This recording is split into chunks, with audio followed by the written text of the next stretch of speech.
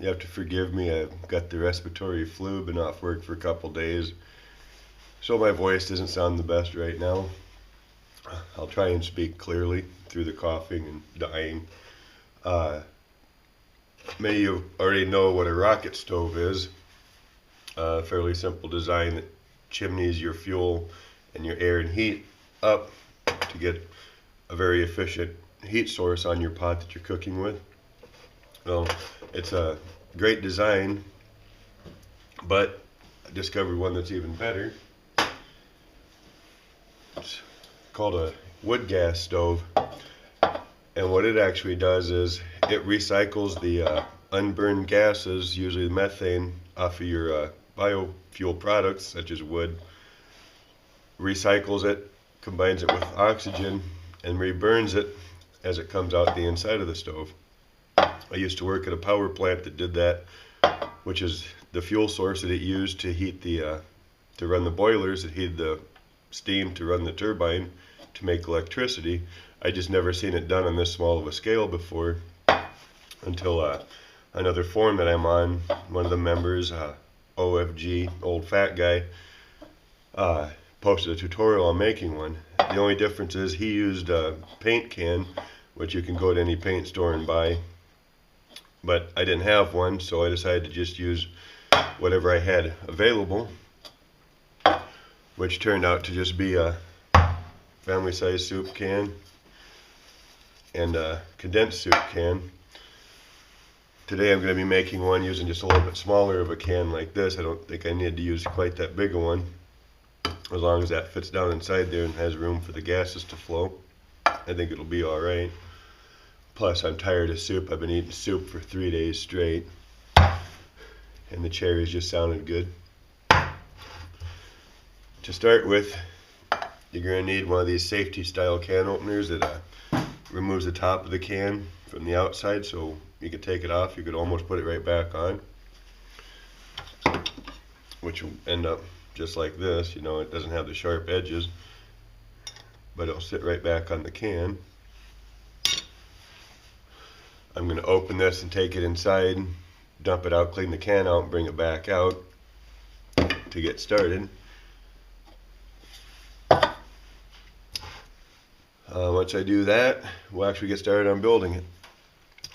By the way, it's friggin' freezing in here, so I'll probably be putting gloves on for most of this anyway, which is a good idea because you will be dealing with some sharp metal when you drill holes and things. One thing I noticed with this can here, it's got a liner in it. You'll find a lot of cans like that. I honestly don't think it's going to matter much for this, because the first time or two you light it up, it's probably going to burn all that liner off. I probably wouldn't cook food on it or anything the first few times I used it, but I wouldn't be afraid to boil water in a pot. If you're worried about something like that, use a different can that doesn't have one. I'm pretty sure that one does. But anyway, now this is the part where you might want to be wearing a pair of gloves. And now we get to play with DOS drill. I'm not sure exactly what size holes to use. This is just about the only decent drill bit I had, so that's what I'm going to use. It worked fine on this one, so I'm going to use it for this one. Want to take and drill a hole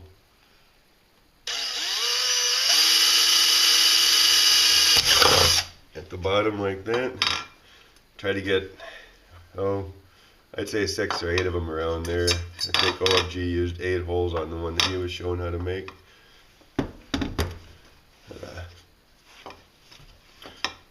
Kind of just space them out a bit. There is one thing, if you're using a drill to drill metal, it always helps to take a punch, and if you can't poke through it, at least put a dent in it like that. That'll keep the drill bit from rolling around on you.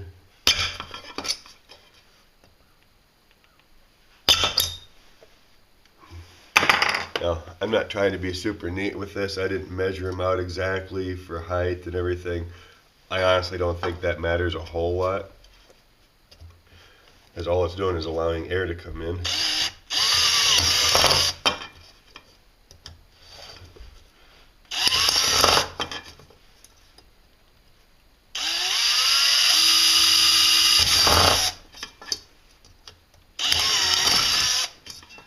If you notice,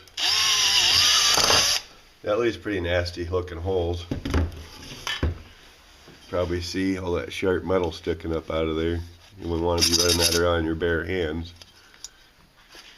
Now you want to do the same thing to the top.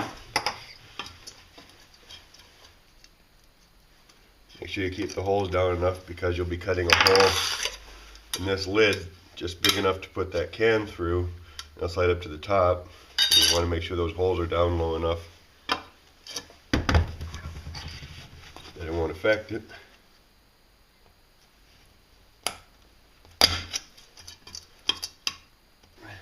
Now for this next part, I like to do things the easy way. I'm going to use a Dremel tool with its little stone on it to clean up those holes, so I'm going to make sure I'm wearing safety glasses.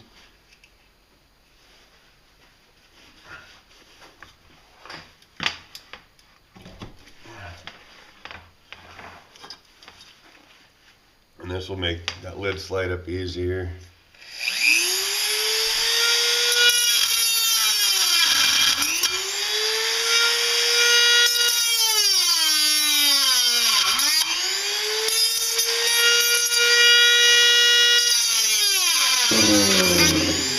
There, those are cleaned up pretty nice. Now if you don't have a Dremel tool like that, you could just use a piece of sandpaper, put on a wooden block, and hit it. Or if you have some tough scissors, some side cutters, snips, anything to clean it up a little bit will help. And then you can always just take something and push all the metal to the inside.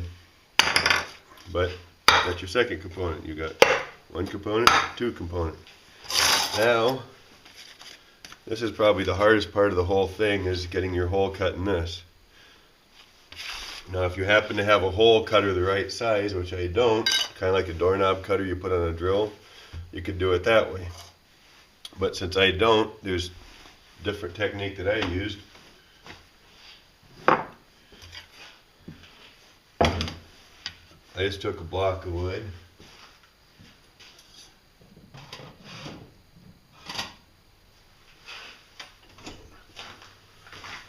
screwdriver, and a hammer.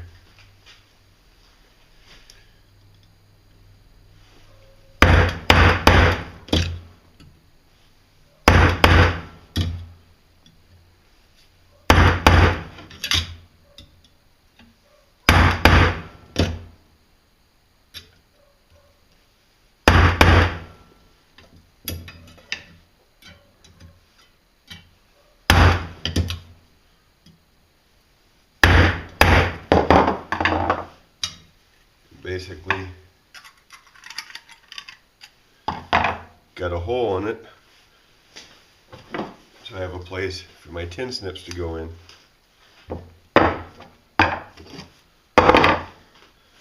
And all I did is put them in and start cutting in a circle like that. Now, I just want to stay well inside that black, but as you can tell, the ridges in here, it actually matches up just about right on one of those ridges. So if you just stay within those ridges, you can do that. And by the way, this is the reason you might want to be wearing gloves. All those little things, they can cause boo-boos. Now I've got it pretty much cut out. You can tell it's pretty ragged, and I can pretty much guarantee you that's not going to fit in there yet. It's still, the hole's not big enough. But I want to try and get as good a seal around that as I can. So I'm going to switch back to the Dremel tool, which I happen to have a little stone on it.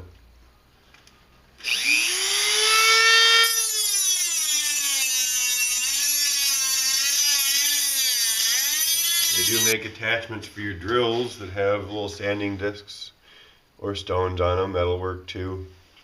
Anything that just makes that easier to clean that up and get it round. I don't know how truly important it is, but I'm thinking you do want that fairly well snug to your can. That way the gases don't escape. But if they do escape, they're still going to catch on fire and they're still going to be under your pan. Under your pan. So I don't think it's that big of a deal.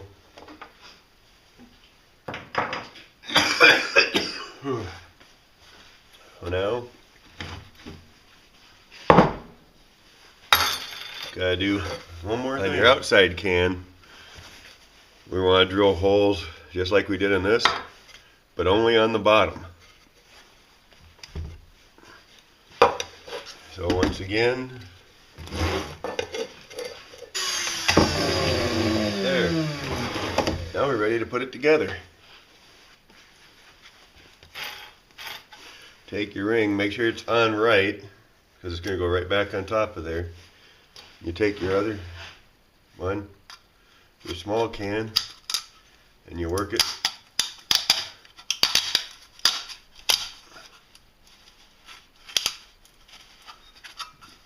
all the way up to the rim, just like that. Then it should just set right down in there. A little tap, pretty much goes right on and stays on.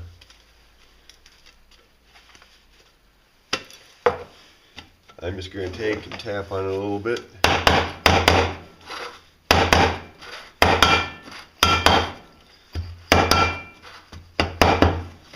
Try and get a good seal on it. Which I'm sure once you light it up, the metal expanding and heating will help hold it in place. But that's the stove, it's ready to go. I'm going to pause and get it loaded up with some fuel, take it outside and show you how it works. By the way, I did just make a little pot stand for it, just some 1/4 inch chicken fencing wire, I don't know what you call it. Left one side of it open so when it's on there you can still feed fuel into your stove while your pot's sitting on it. It doesn't make much of a windscreen. I don't have a tuna can, but if you did the same thing with a tuna can and then cut the top of it out, it might act better for a windscreen.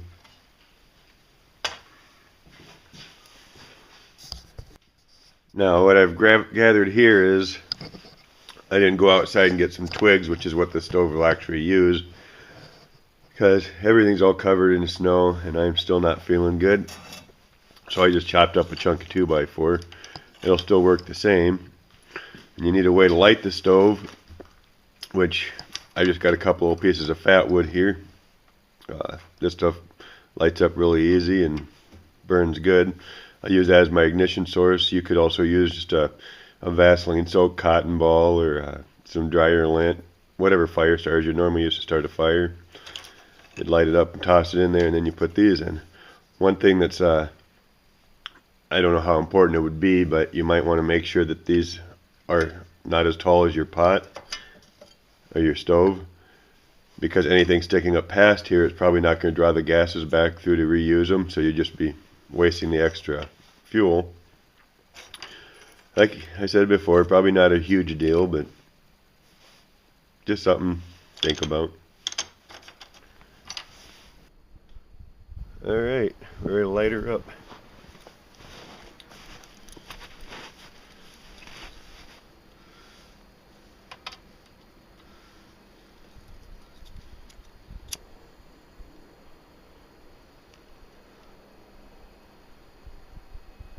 A little bit windy out here.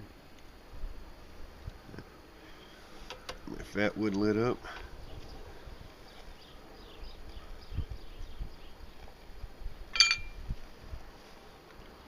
Use each piece to light the next piece.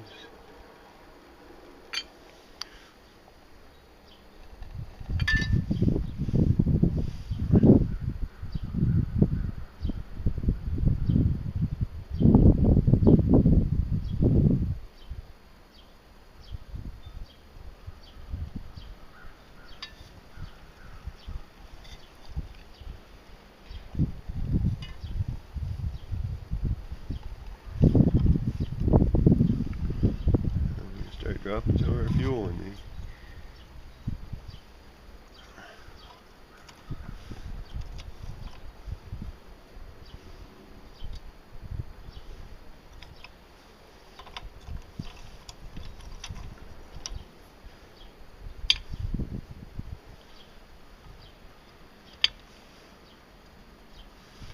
Now I'm not going to time this part till it gets up to where it starts doing the gasification, just because I figure anybody using a stove like this isn't worried about a time frame.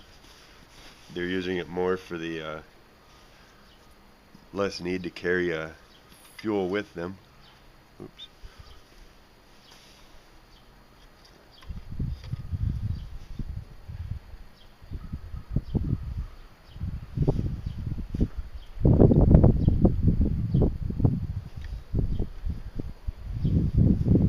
As you can tell, it's pretty windy out here today. I'm actually going to grab something, set up a window.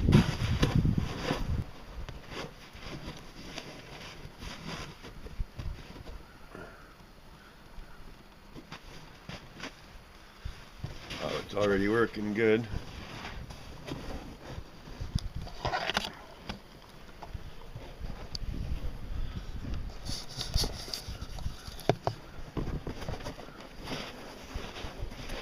It's hard to see with the flame, but there's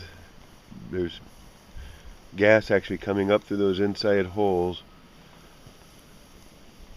igniting and burning.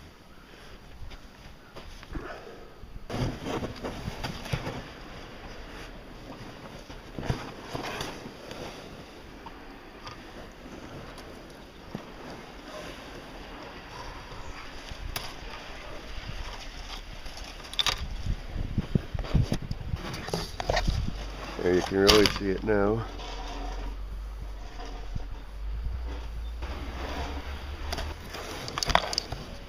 I'm going to go ahead and get the pot put on. I am going to time how long it takes to boil. Oh, what do I do with this?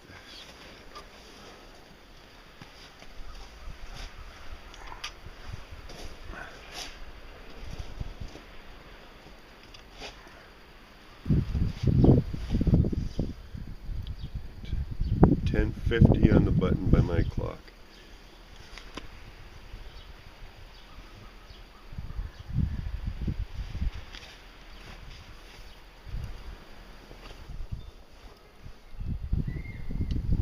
Okay, it's been 7 minutes since I started. I'm going to check and see if we're boiling yet. Oh, now it's 8 minutes. Not quite to a boil yet, but she's steaming good. Just add 2 more little sticks to it. It's steaming pretty good. I bet it's going to be done here shortly.